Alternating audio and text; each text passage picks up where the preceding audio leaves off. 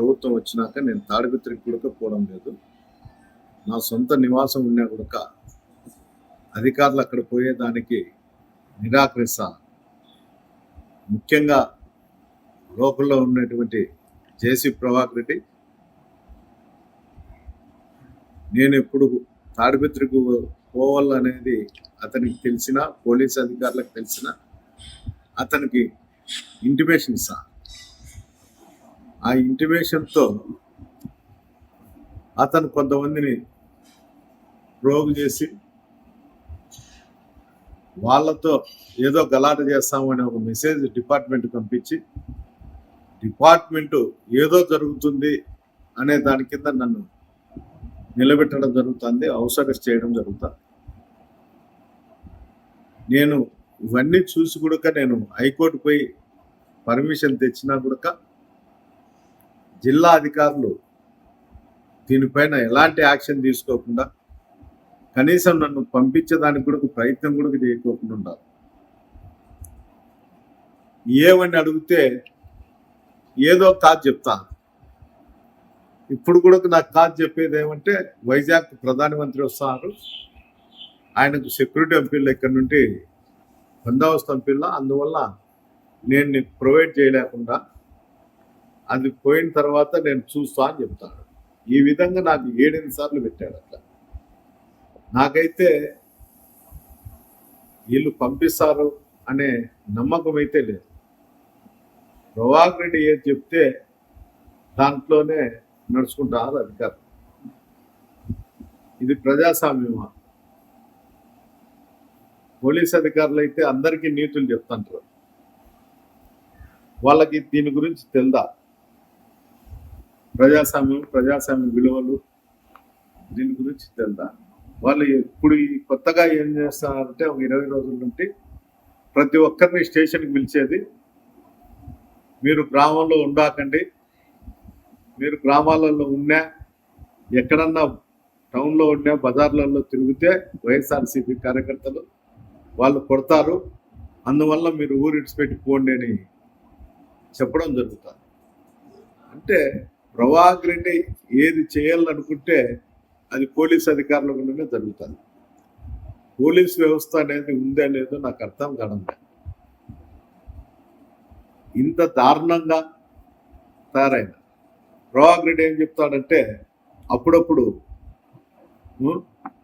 నువ్వు తాడిపత్రికి రా, రాజకీయాలు చేస్తే మేము కూడా చూస్తాము అని చెప్తాడు. అయ్యా, నేను తాడిపత్రికి వచ్చాక ఎప్పుడూ సంతృప్తంగానే ఉందా. నువ్వు నన్ను చూసి భయపడి ప్రజలు పోలీసును ఆశ్రయిస్తాండవు. నీ హైడ్రామాలన్నీ నాకు తెలుసు, నీతో ఏమీ కాదు. ఎవరన్నా లేనప్పుడు, ఏదన్నా ఉన్నప్పుడు ఆ గుంపు చేయడము, దాని పోలీసులతో లాండ్ ఆర్డర్ ప్రాబ్లం వస్తుందని చెప్పి చేయడము, నీ కథ అందరికీ తెలుసు.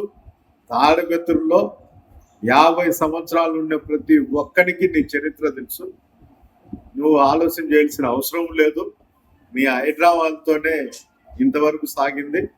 నేను ఖచ్చితంగా తాడిపత్రికి అయితే వస్తా, ఖచ్చితంగా. ఈ రోజు కాకపోతే రేపు కాకపోతే మొన్నారు. నువ్వేం కలలు కనాల్సిన అవసరం లేదు, దాంట్లో ఇబ్బంది పడాల్సిన అవసరం లేదు.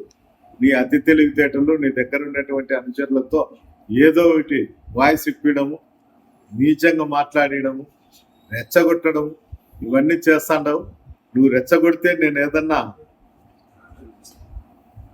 క్రైమ్ చేస్తా అని ఆలోచన చేస్తాండవేమో. నేను అలాంటి ఆలోచన కానీ అలాంటి క్రైమ్ జోలికి కానీ పోయే పరిస్థితి లేదు. ఏం చేసినా నువ్వు అమాయకుల జోలికి పోకోకుండా, ఇంకో ఇళ్ల మీదకి పోయి దాడి చేయకోకుండా ఉంటే మంచిది. అక్కడ అధికారుల మీద కూడా నువ్వు ప్రెజర్ తీసుకొచ్చి వైఎస్ఆర్సీపీ కార్యకర్తలను ఊరిడిపించేదానికో, తప్పుడు కేసులు పెట్టించేదానికో, మీ దగ్గర ఉన్నటువంటి ఏఎస్పీ గారికి కూర్చొని పంచాయతీలు చేసుకొని ఎవరిని కేసులో పెట్టాలా, ఎవరిని కేసులో పెట్టకూడదని కోరుకొని, ఆ ఏఎస్పీ గారి మీ ఆలోచనే ఏఎస్పీ గారికి ఆలోచన, అంతకుమించి ఏరేది ఏం లేదు. అతను వచ్చి ఆడు ఉద్యోగం చేసి లేదో, ఒక ఐపీఎస్ అధికారి టీఎస్పీకి వచ్చినాడంటే తాడిపత్రి ప్రజలంతా సంతోషించినారు. ఇక్కడ లాడారు కాపాడగలుగుతాడు కాపాడుతాడనేది ఈరోజు ఆ పరిస్థితి లేదు. విచ్చలి విడిగా గంజాయి మటక గ్యాంబ్లింగ్ ఉంది. దీనికంతా ప్రభాకర్ రెడ్డి అనుచరులే ఇవన్నీ చేస్తారు. ఆ లబ్ధి చెందుతారు కాబట్టి వాళ్ళ ఇంటి చుట్టూ కూడా ఒక సైన్యాన్ని పెట్టుకొని ఆ సైన్యాన్ని పెట్టుకొని నువ్వు ఈ బుద్ధి అరాచకాలు చేస్తావు. నీ సైన్యము నువ్వు ఎవరు ఏమి చేయలేరు. ఆ పరిస్థితి వచ్చినప్పుడు ఆ దేవుడు కూడా ఎవరిని కాపాడలేడు. నువ్వు కూడా జాగ్రత్తగా నువ్వు భవిష్యత్తు ఆలోచన చేసుకో. ఈ రోజు ఉండే భవిష్యత్తు రేపు ఉండదు.